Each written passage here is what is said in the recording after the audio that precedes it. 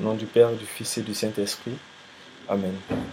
Merci Seigneur Jésus pour ces grâces que tu procures toujours dans nos vies. Merci parce que tu continues de veiller sur nous.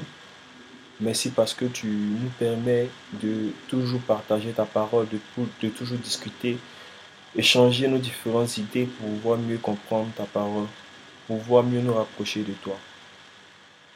Continue de veiller sur nous, continue à éclairer nos esprits, afin que nous puissions toujours, de par nos dires et de par ces mots qui sortent de nos bouches, être encore plus proche de toi et continuer à faire ce qui est bon à tes yeux. Amen. Bonjour à toutes et à tous. Je suis très content d'être devant vous.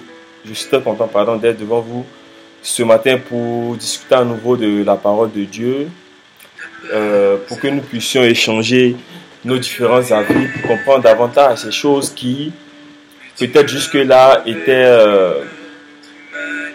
confuses, je vais dire. Voilà.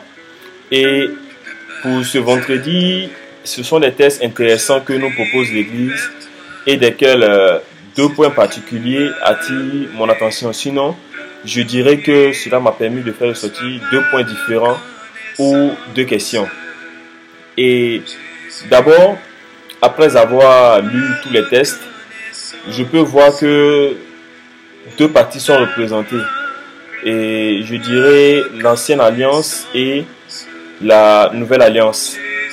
C'est ce que j'ai pu constater ou j'ai fait ressortir après l'étude de ces tests-là.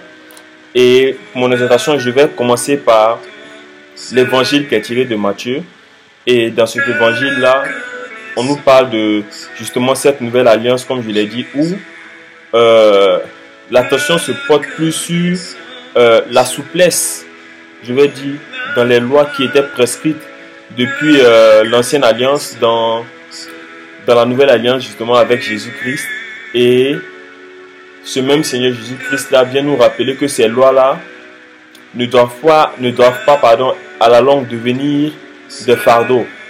Sinon, pour nous, des fardeaux au point de faire des sacrifices, c'est-à-dire, comme on dit chez nous, il ne faudrait pas qu'on charge ça pour dire oui, c'est des lois, et puis, bon, au final, ça devient des sacrifices et tout, bon, enfin, je ne sais pas si je vais dire que, je ne sais pas comment expliquer ça, mais il ne faudrait pas que ça devienne une sorte de fardeau, pour que chaque fois, ce soit ça qui traverse nos pensées, nos idées, au point qu'on ne puisse pas faire d'autre chose.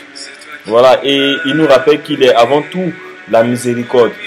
Et le plus important est avant tout de vivre les choses librement, sans se mettre de pression. Ces choses-là qui nous rapprochent de lui, d'être nous-mêmes d'abord pour pouvoir mieux appréhender les choses. Parce que naturellement, si ce n'est pas toi-même et que tu te mets, certaines idées, tu te mets une barrière, c'est toujours un peu plus compliqué de te rapprocher, de l'objectif duquel tu t'es fixé, parce que tu te mets de la pression, plus ou moins.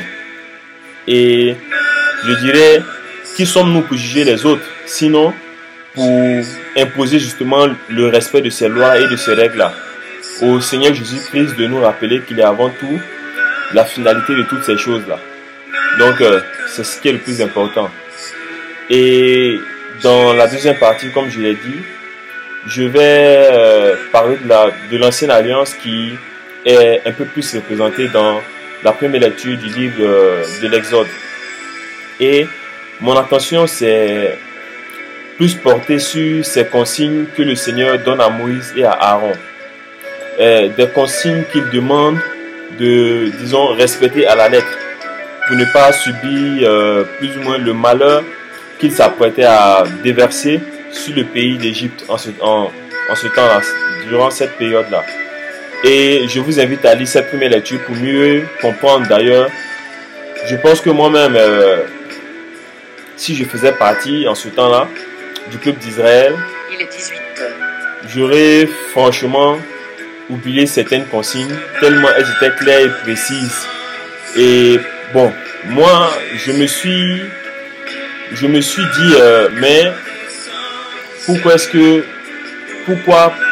tout cela pour faire ce qu'il avait à faire? Quand je dis tout cela, je parle des différentes consignes, des différentes lois, enfin, des différents décrets qu'il a donnés à Moïse et à Aaron pour qu'ils puissent transmettre cela au peuple d'Israël.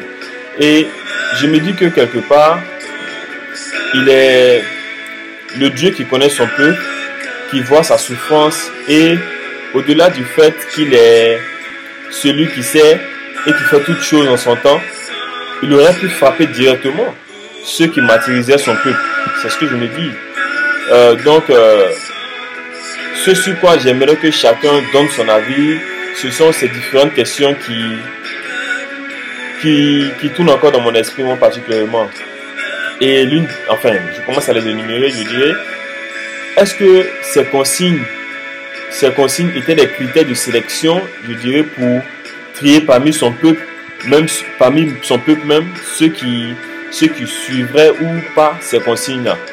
Parce que je me dis aussi que tout le monde n'était pas forcément accroché à la parole de Dieu à travers les différentes annonces de Moïse ou bien les différents prêches de Moïse. Tout le monde n'était pas forcément proche. Bon, est-ce que c'était un critère de sélection? Je ne sais pas. C'est une question que je me pose. Ou aussi, je me demande pourquoi est-ce qu'il n'a pas frappé directement les Égyptiens qui persécutaient le peuple d'Israël. Enfin, c'est-à-dire, je me dis qu'il n'était pas obligé forcément de passer par oui, respectez ceci, respectez cela, faites ceci, faites cela, pour pouvoir frapper le peuple d'Israël. Je me dis quelque part, il aurait pu, bon, le faire directement. Et encore même ça, dans la mesure où même il aurait frappé les Égyptiens. Bon, je me dis aussi, est-ce que tous les Égyptiens sont forcément coupables? Bon, parce que dans la loi, il a dit qu'il frapperait le peuple d'Égypte et tous les premiers-nés de chaque famille succomberaient. Voilà. Donc, je me dis, dans la mesure où il a donné ces consignes aux Juifs, pourquoi ne pas l'avoir donné aussi aux Égyptiens? Et peut-être ceux qui voulaient croire allaient peut-être être aussi épargnés. Donc, étaient-ils tous condamnables? C'est l'une des questions que je me pose aussi. J'ai mis du temps à réfléchir là-dessus, Je me suis dit, bon, peut-être qu'avec le partage de tout le monde, les différents avis, je vais peut-être mieux comprendre aussi de mon côté. Et j'ai d'autres questions qui m'échappent le moment que je posterai peut-être plus tard sur le groupe pour qu'on puisse en débattre, pourquoi pas. Et j'espère que chacun lira cette première lecture-là pour ne pas faire trop long. Je vais m'arrêter là et j'espère que chacun apportera ce qu'il a dit et cela pour contribuer, pourquoi pas, à l'éclaircissement de ces personnes aussi qui ne comprenaient pas comme moi ou bien qui se posent aussi des questions de leur côté. Alors que le Seigneur nous bénisse, qu'il nous garde et qu'il continue d'éclairer nos esprits. Shalom.